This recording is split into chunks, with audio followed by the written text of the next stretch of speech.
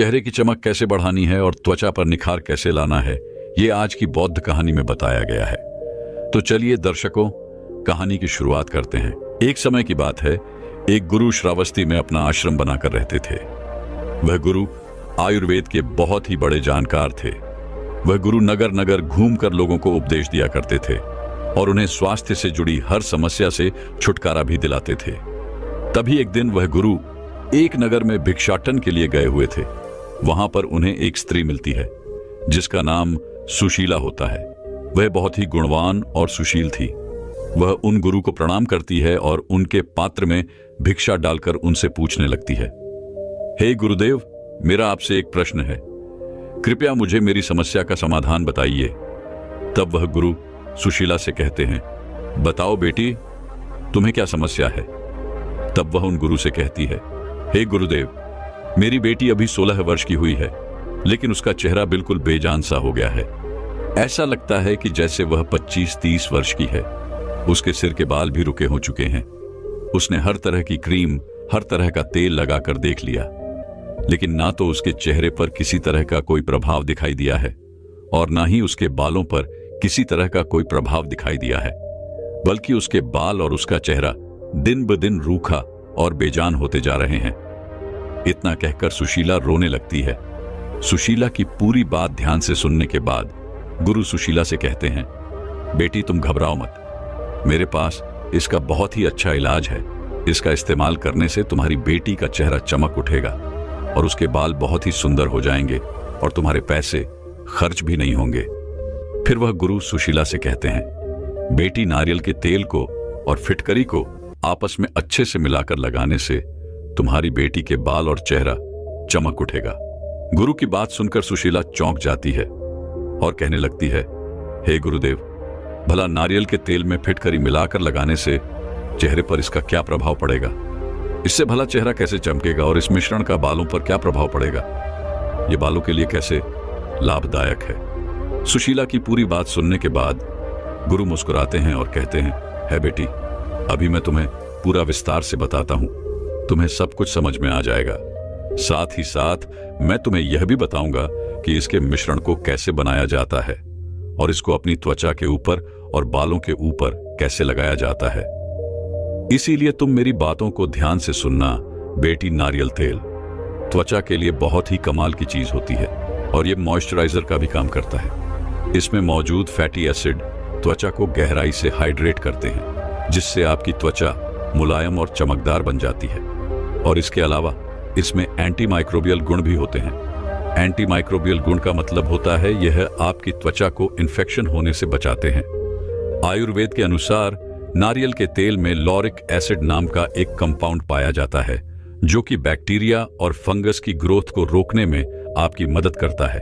यही नहीं, नारियल तेल के अंदर एंटी इन्फ्लेमेटरी और एंटी ऑक्सीडेंट प्रॉपर्टीज भी होते हैं और यह आपकी त्वचा को सन डैमेज और उम्र के असर से बचाने का काम भी करता है। आपकी स्किन को जवान और ताजा बनाए रखता है बेटा। त्वचा के साथ साथ ये बालों के लिए भी बहुत ही बढ़िया तेल है। बालों के लिए ये वरदान है। ये आपके बालों को पोषण देता है, उन्हें मजबूत और चमकदार बनाता है, डैंड्रफ को कम करता है और बालों को झड़ने से भी रोकता है। इसके बाद अगर फिटकरी की बात करें तो फिटकरी में एक प्राकृतिक एस्ट्रॉइड्स प्रॉपर्टी होती है। एस्ट्रॉइड्स एंड्स का मतलब होता है ये आपकी स्किन को टाइट करती है और स्किन के एक्स्ट्रा तेल को कंट्रोल करती है। फिटकरी के अंदर एंटीसेप्टिक गुण भी होते हैं, जिसका मतलब यह है कि अगर आपकी स्किन पर अगर कोई इन्फेक्शन हो जाता है तो उसे रोकने में ये काफी मददगार साबित होती है और छोटे कट और चोट पर जो खून बहने लगता है उसको रोकने में भी ये काफी मददगार होती है। फिर वह गुरु सुशीला से कहते हैं, बेटी नारियल का तेल और फिटकरी, ये दोनों ही चीजें अपने अपने तरीके से हमारी त्वचा को और बालों को बहुत ही बढ़िया पोषण देती है और उनकी देखभाल करती है।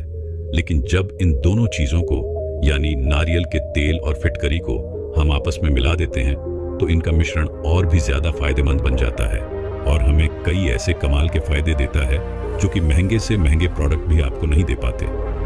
बेटी नारियल के तेल और फिटकरी का ये जो मिश्रण है, ये आपकी त्वचा को बहुत ही बढ़िया प्रोटेक्शन प्रोवाइड करता है। जैसा कि मैंने आपको बताया कि नारियल के तेल के अंदर एंटी माइक्रोबियल प्रॉपर्टीज होती है और जब हम इसे फिटकरी में मिला देते हैं तो इसका एंटी माइक्रोबियल इफेक्ट और भी ज्यादा बढ़ जाता है।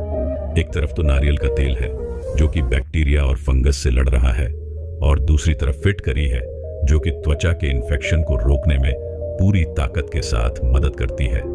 तो जब आप इस मिश्रण को लगाते हैं तो आप अपनी त्वचा को डबल प्रोटेक्शन दे देते हैं। जहां एक तरफ तो नारियल का तेल अपनी नेचुरल प्रॉपर्टी से आपकी त्वचा को पोषण दे रहा है, वहीं दूसरी तरफ फिटकरी अपने एंटीसेप्टिक गुण से आपकी त्वचा को सुरक्षित और प्रोटेक्ट रखती है।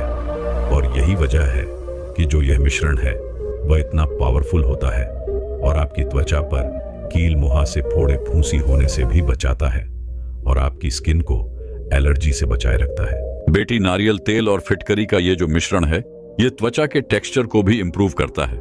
बेटी, जब हम नारियल के तेल और फिटकरी को मिलाकर लगाते हैं तो ये एक यूनिक बैलेंस क्रिएट करता है।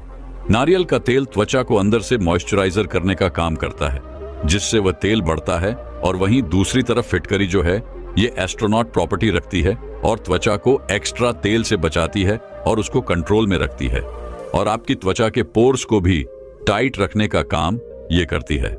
फिर गुरु सुशीला से कहते हैं, बेटी, अगर किसी की भी त्वचा ज्यादा ऑयली है तो उसे नारियल के तेल को कैसे लगाना है उसके बारे में समझो, क्योंकि नारियल का तेल लगाने से उनकी त्वचा और भी ज्यादा ऑयली बन जाती है। इसी तरह से ड्राई स्किन वाले फिटकरी लगाने से बचते हैं, क्योंकि उसमें उनकी त्वचा बहुत ही ज्यादा ड्राई हो जाती है। लेकिन जब आप इन दोनों को मिलाकर लगाते हैं तो इससे ना आपकी त्वचा ड्राई बनती है और ना ही ज्यादा तेली बनती है। यह एक परफेक्ट बैलेंस मेंटेन करता है। इससे त्वचा ज्यादा फ्रेश और क्लियर दिखाई पड़ती है, और जब त्वचा का बैलेंस ठीक रहता है तो अपने आप ही त्वचा में निखार आता है। कील मुहासे, एक्ने और ब्लैक हेड्स, सभी तरह की त्वचा की परेशानियां दूर हो जाती हैं। फिर वह गुरु सुशीला से कहते हैं, बेटी, इस मिश्रण से मिलने वाला दूसरा लाभ है ये हमारी त्वचा को कीटाणुओं से बचाता है। बेटी, कई बार हमारी त्वचा पर इन्फेक्शन हो जाता है, चोट लग जाती है, तो कई बार हमारे दिमाग में यह सवाल आता है कि हम क्या चीज इस्तेमाल करें जो कि प्राकृतिक भी हो और असरदार भी हो। कई बार हमारे घर में एंटीसेप्टिक लोशन, डेटोल नहीं होते हैं, और चोट लगने पर हमें समझ नहीं आता है कि हम इस पर क्या लगाएं। कई बार चोट लगने की वजह से बहुत ही ज्यादा खून बहने लगता है, कहीं गिरने की वजह से जगह जगह छिल जाते हैं। तो उस समय ऐसी क्या चीज लगाएं जो कि हमें फायदा भी पहुंचाएं और उस बहने वाले खून को भी रोक दें और किसी तरह का इन्फेक्शन भी ना होने दें। तो इस समय पर फिटकरी और नारियल के तेल का मिश्रण बहुत ही ज्यादा फायदेमंद है। बेटी, जब आप इस मिश्रण को त्वचा के ऊपर या किसी भी चोट पर लगाते हैं तो यह आपकी त्वचा का और उस चोट का इलाज ऐसा करता है जो बिल्कुल सेफ होता है और नेचुरल होता है। इससे आपका बहने वाला खून रुक जाता है और इन्फेक्शन होने का जो भी खतरा रहता है वह भी खत्म हो जाता है।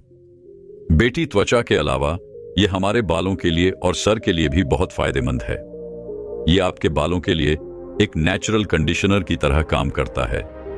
यह बालों को मुलायम करने का काम करता है, उनको पोषण देने का काम करता है और उन्हें मजबूत और चमकदार भी बनाए रखता है।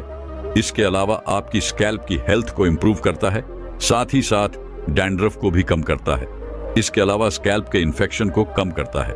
कई बार सिर में फोड़े फूंसी हो जाते हैं, तो ऐसे में अगर आप इसका इस्तेमाल करते हैं तो आपको कभी भी फोड़े फूंसी नहीं होंगे और यह आपको इन्फेक्शन से भी बचाएगा।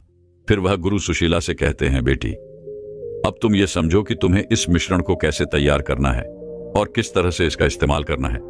इसके लिए सबसे पहले तुम्हें नारियल का तेल लेना है और दूसरी जो चीज है वह फिटकरी का पाउडर लेना है। आप फिटकरी बाजार से लेकर खुद तैयार कर सकते हैं या फिर आपको पाउडर बेस भी मिल जाता है, लेकिन आपको इन दोनों की मात्रा बिल्कुल सही लेनी है। नारियल तेल के अंदर लगभग एक छोटी चम्मच फिटकरी का पाउडर मिलाना है। अगर आपकी स्किन ड्राई है तो आप फिटकरी की मात्रा को कम कर सकते हैं। अब सबसे पहले आप नारियल के तेल को एक कटोरी के अंदर लीजिए, फिर उसमें 1 चम्मच फिटकरी के पाउडर को डालिए और इस मिश्रण को आप अच्छी तरीके से मिक्स कीजिए। आप इसे तब तक हिलाते रहे जब तक फिटकरी का मिश्रण तेल में अच्छी तरीके से न मिल जाए। फिटकरी को नारियल के तेल में मिलने में समय लगता है, इसीलिए इसको तब तक हिलाते रहना है जब तक कि यह मिल ना जाए। जब आपका यह मिश्रण तैयार हो जाए तो आपको इसे कांच के बर्तन में स्टोर करके रख लेना है। वह बर्तन ऐसा होना चाहिए जिसमें हवा पास ना हो। इस मिश्रण को त्वचा के ऊपर लगाने के लिए सबसे पहले अपने चेहरे को अच्छे प्रकार से धो लेना है, और शरीर में अगर आपको किसी भी जगह और लगाना है तो उस स्थान को पहले अच्छे से साफ कर लेना है। इसके बाद आप उसमें थोड़ा सा मिश्रण मिलाकर अपनी त्वचा पर लगा लें। अगर आप अपने चेहरे पर लगा रहे हैं तो इसको लगाकर अपने चेहरे की मसाज कीजिए। इस मिश्रण को त्वचा पर लगाने के बाद लगभग आधा घंटा तक इसको आप छोड़ दीजिए, और इसके बाद साफ पानी से या फिर किसी माइल्ड साबुन या क्लिंगर से इसे साफ कर लेना है। अगर आपको इसको अपने बालों पर, स्कैल्प पर लगाना है तो सबसे पहले अपने बालों को अच्छी तरीके से धो लें। इसके बाद स्कैल्प पर अपनी उंगलियों से अच्छी तरीके से इसकी मसाज करें, और फिर इस मिश्रण को अपने बालों पर, अपने स्कैल्प पर 30 मिनट के लिए छोड़ देना है। और अगर आप पूरी रात इसे छोड़ते हैं तो यह बहुत ही ज्यादा फायदेमंद रहेगा। इसके बाद आप शैम्पू से अपने बालों को साफ कर लीजिए। जब आप अपने बालों को धोएंगे तो एक बार में धोने के बाद अगर वह मिश्रण बालों से नहीं निकले तो आप दोबारा शैम्पू लगाकर धोए, क्योंकि यह मिश्रण थोड़ा तेलीय होता है, इसीलिए बालों से जल्दी से नहीं निकलता है। इसीलिए आप 2 बार शैम्पू लगाकर अपने बालों को अच्छे से धो लें। जब भी आप इस मिश्रण का इस्तेमाल करें तो सबसे पहले आप अपनी त्वचा के छोटे से स्थान पर इसे लगाकर देखें, क्योंकि कई बार कुछ चीजों से हमें एलर्जी होती है और हमें पता भी नहीं होता है। इसीलिए पहले अपनी स्किन के छोटे से भाग पर इसको लगाकर देख लें, ताकि अगर आपको एलर्जी हो तो आप इसे न लगाएं। दूसरी बात आपको यह ध्यान में रखनी है कि आपके मिश्रण का अनुपात सही होना चाहिए। आपकी फिटकरी बहुत ज्यादा भी नहीं होनी चाहिए और आपकी फिटकरी कम भी नहीं होनी चाहिए। सही अनुपात में अगर आप इसको लेंगे तो कोई भी दिक्कत आपको नहीं होगी। इसके अलावा आपको कुछ भी ध्यान नहीं रखना है। यह मिश्रण सबके लिए बहुत ही ज्यादा उपयोगी है। इसके बाद सुशीला उन गुरु को प्रणाम करती है और वापस अपने घर के भीतर चली जाती है, और वह गुरु भी भिक्षा लेकर अपने आश्रम वापस लौट जाते हैं। एक बार आयुर्वेद के बहुत बड़े झांता एक नगर में उपदेश देने आए हुए थे। गुरुवर अपना उपदेश शुरू करते हुए कहते हैं कि बच्चों, आज मैं आपको एक ऐसे चमत्कारी पत्थर के बारे में बताने वाला हूं जो कि बहुत ही सस्ती, बहुत आसानी से मिलने वाली और बहुत ही काम की चीज है, जिसका अगर आप प्रयोग करना शुरू कर देते हैं तो आप बेहतर से भी अधिक बीमारियों से खुद को बचा सकते हो। और उस चमत्कारिक पत्थर का नाम है फिटकरी। इस पत्थर को इंसानों के लिए वरदान कहा जाता है और मां प्रकृति द्वारा इंसान को दी हुई सबसे चमत्कारी चीजों में से एक इस पत्थर को माना जाता है, और कई जगह इसकी तुलना संजीवनी बूटी से भी की जाती है। कई लोग आज भी इसका प्रयोग करते हैं, लेकिन आज के आधुनिकता के चलते प्राचीन काल की इन चीजों के बारे में लोग जानते ही नहीं हैं। इसलिए आज मैं आप सभी को इसके कई फायदों के बारे में बताऊंगा, जिसे जानकर आप हैरान हो जाएंगे। और साथ ही अंत में मैं आपको इससे बनने वाली एक ऐसी औषधि के बारे में भी बताऊंगा जिससे आपके स्वास्थ्य में आपको बहुत लाभ मिलेंगे। तो चलिए शुरू करते हैं। फिर गुरु कहते हैं, बच्चों, फिटकरी एक रासायनिक पदार्थ है जो एक क्रिस्टल या बर्फ के टुकड़े की तरह होता है। यह सेंधा नमक की तरह चट्टानों में मिलती है। अब आप समझिए कि आपको इसे कैसे इस्तेमाल करना है, कहां इस्तेमाल करना है और कितना इस्तेमाल करना है, किस समस्या के लिए कितना और कैसे इस्तेमाल करना है, और इसके साथ ही कहां पर इसे इस्तेमाल नहीं करना है। सबसे पहले आप समझिए कि फिटकरी हमारे त्वचा के लिए कैसे फायदेमंद है। कई बार लोगों की बगल यानी अंडर आर्म्स का रंग काला हो जाता है और इसके लिए यह वरदान के समान है। अगर आप इसे गीला करके नहाने के बाद अपने बगल में अंडर आर्म्स में लगाते हैं तो आपका अंडर आर्म्स जो काला हो गया है वो धीरे धीरे आपके शरीर के रंग की तरह बदल जाएगा। फिटकरी का इस्तेमाल नेचुरल डिविडेंड के रूप में भी आप कर सकते हैं, क्योंकि इसमें ऐसी प्रॉपर्टीज होती हैं जो कि खराब बैक्टीरिया की वजह से होता है, जो बदबू करने वाले बैक्टीरिया को कंट्रोल करके बॉडीज स्मेल को कम करती हैं। फिटकरी में मौजूद एंटी बैक्टीरियल प्रॉपर्टीज बॉडी में स्मेल काउचिंग बैक्टीरिया की ग्रोथ को कम करके अंडर आर्म्स में होने वाली स्मेल को भी कम करते हैं। इसके साथ ही फिटकरी का एस्ट्रोजन नेचर एक्सेसिव फिटिंग यानी ज्यादा पसीना आने की समस्या को भी कंट्रोल करता है। फिटकरी आर्टिफिशियल एंटी पर्सपाइडेंट की जगह नेचुरल एंटी पर्सपाइडेंट का काम करता है। कुछ लोगों को मार्केट में मौजूद डिओड्रेंट जो कि केमिकल से बने होते हैं, उससे स्किन इरिटेशन होने लगती है, यानी उन्हें खुजली होने लगती है। इसलिए उसके बजाय आप फिटकरी का इस्तेमाल कर सकते हैं। हालांकि फिटकरी को रोज के बजाय हर दूसरे दिन इस्तेमाल करना चाहिए। इसके लिए आप फिटकरी को नहाने के पानी में मिलाकर प्रयोग कर सकते हैं या फिर फिटकरी को गीला करके अपने अंडर आर्म्स में भी लगा सकते हैं। दोस्तों, अगर आपने भी कभी इसे डिओड्रेंट की तरह इस्तेमाल किया हो तो कमेंट करके जरूर बताएं। फिर गुरु कहते हैं, कई बार ज्यादा देर धूप में रहने से हमारे शरीर का रंग काला हो जाता है, जिसे टैंकिंग भी कहते हैं। तो अगर आप पानी में भिगोकर इसे उस जगह पर कुछ देर 5-6 मिनट रगड़ते हैं, फिर उसे कुछ देर छोड़ देते हैं और फिर इसे साफ पानी से धो लेते हैं, तो फिर आप देखेंगे कि सिर्फ 3 दिन के अंदर आपको फर्क दिखना शुरू हो जाएगा। अगर आपको कोई चोट लग गई हो या फिर घाव हो गया हो और उससे लगातार खून आ रहा हो, तो फिटकरी के पानी से घाव को धो लें। इससे खून बहना बंद हो जाता है। फिटकरी के पानी की जगह आप फिटकरी को महीन पीसकर भी प्रयोग में ला सकते हैं। फिटकरी में एंटीबैक्टीरियल, एंटी इन्फ्लामेटरी, एंटीबायोटिक्स गुण पाए जाते हैं, जिसकी वजह से यह इन्फेक्शन होने से रोकता है और घाव को जल्दी ठीक करने में भी मदद करता है। बहुत से लोगों को त्वचा से संबंधित समस्या हो जाती है, जैसे एक सीमा, खुजली होना, शरीर पर छोटे छोटे दाने हो जाते हैं। वहां पर आप इसे गीला करके इस्तेमाल कर सकते हैं। इसके लिए आपको फिटकरी को पीस लेना है, जिसके बाद यह आपको पाउडर के रूप में मिल जाएगा। फिर आपको 2 चम्मच नींबू का रस लेना है और उसमें चुटकी भर फिटकरी का पाउडर मिला लेना है। फिर इसे आपको उस जगह पर लगाना है जहां आपको खुजली हो रही है और इसे 10 मिनट छोड़ देना है। जब यह सूख जाए फिर इसे साफ पानी से धो लेना है।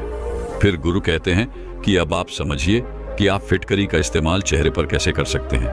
अगर किसी के चेहरे पर काले धब्बे हो गए हैं तो फिटकरी को गीला करके इस्तेमाल कर सकते हैं। लेकिन अगर काले धब्बे ज्यादा है तो फिटकरी के पाउडर को गुलाब जल में मिलाकर इसका इस्तेमाल आपको करना है। फिर इस लेप को सूखने देना है और फिर सूखने के बाद इसे गुनगुने पानी से धो लेना है। लेकिन अगर आपकी त्वचा रुखी है तो इसके बाद मॉइस्चराइजर जरूर लगा लेना है। फिटकरी में मौजूद एस्ट्रोजन प्रॉपर्टीज पाई जाती है जो कि स्किन को टाइट करती है। बच्चों, आपको एक बात का ध्यान रखना है कि इसे हफ्ते में 2 बार से ज्यादा इस्तेमाल नहीं करना है और इस बात का भी ध्यान रखना है कि आपकी आंखों में इसका पानी नहीं जाना चाहिए। फिटकरी का इस्तेमाल आप अपने कील मुहासों के लिए भी कर सकते हैं। इसके लिए आपको 1 चम्मच मुल्तानी मिट्टी लेनी है, फिर उसमें 1/4 चम्मच फिटकरी के पाउडर को मिला लेना है और फिर उसमें थोड़ा सा दूध डालकर एक पेस्ट बना लेना है। फिर उस पेस्ट को अपने चेहरे पर लगा लेना है और उसे 15 मिनट रहने देना है। उसको गुनगुने पानी से इसको धो लेना है। इस तरह इसे हफ्ते में बस 1 बार ही प्रयोग करना है। इसे आप दाढ़ी बनाने के बाद भी इस्तेमाल कर सकते हैं। कई बार लोगों को ब्लैक हेड्स की समस्या हो जाती है। इसके लिए भी आपको फिटकरी को गुलाब जल के साथ इस्तेमाल करना है और गुनगुने पानी से साफ कर लेना है। जो लोग ट्रेडिंग और वैक्सीन करवाते हैं उन्हें भी फिटकरी का इस्तेमाल जरूर करना चाहिए। अब बात करते हैं आपकी मुंह के लिए बहुत ही फायदेमंद होता है। अगर आपके मुंह से खराब गंध आती हो, कोई बैक्टीरिया हो, मसूड़ों से खून आता हो, झंझनाहट होती हो, तो फिटकरी का एक चुटकी पाउडर पानी में डालकर इसका कुल्ला कर सकते हैं। जिन्हें अल्सर की समस्या रहती है वो इसे शहद में मिलाकर इस्तेमाल कर सकते हैं। इसके लिए 1 चम्मच शहद लेना है और 1 चुटकी फिटकरी मिला लेनी है। फिर जहां कहीं भी अल्सर हुआ हो वहां पर मसाज कर लीजिए और उसके बाद कुल्ला कर लेना है। अच्छे से अपने मुंह को साफ कर लेना है।